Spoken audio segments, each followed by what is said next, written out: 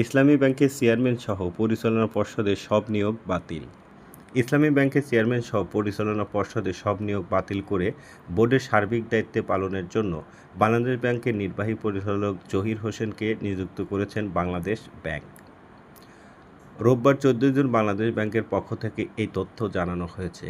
কেন্দ্রীয় ব্যাংক জানিয়েছেন, bank company আইন ১৯৯১ এবং ৪৫ ধারা ৪৭-এর ৩ ধারায় বাংলাদেশ ব্যাংকের উপর অর্পিত ক্ষমতা বলে এবং ব্যাংক কোম্পানির স্বার্থে, আমানতকারীদের স্বার্থে ও জনগণ বাংলাদেশের ব্যাংক আজ ইসলামী ব্যাংক পিএলসির পরিচালনা পর্ষদের চেয়ারম্যান সহ সব নিয়োগ বাতিল করেছেন।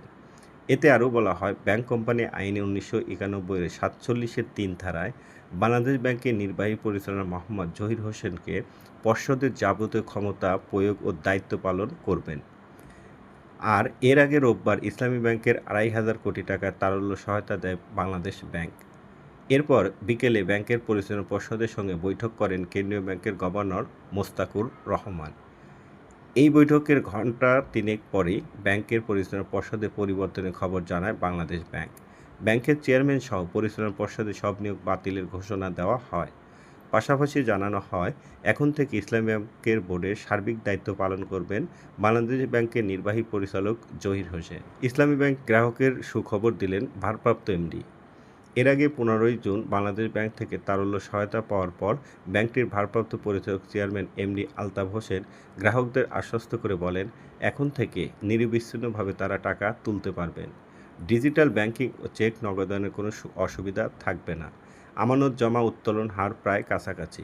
গ্রাহক প্রতিদিন ১২০০ কোটি টাকার মতো জমা ও সমপরিমাণ টাকা নগদায়ন করছেন। এছাড়াও রেমিটেন্স প্রবাসীদের জন্য সব ধরনের ভোগান্তি থেকে যেন না হয় সেদিকে লক্ষ্য রাখা হচ্ছে বলে জানিয়েছেন ইসলামী ব্যাংক।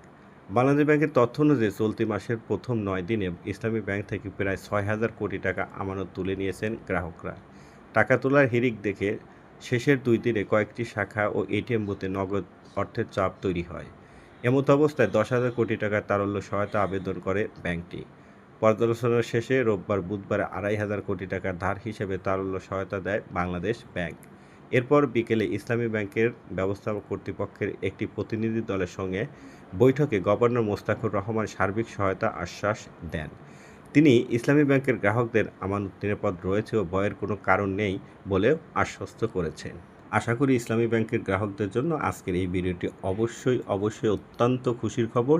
তাই অবশ্যই আজকের ভিডিওটি অন্যদের দেখার সুযোগ করার জন্য অবশ্যই মাস্ট বি শেয়ার করবেন। সবাইকে ধন্যবাদ।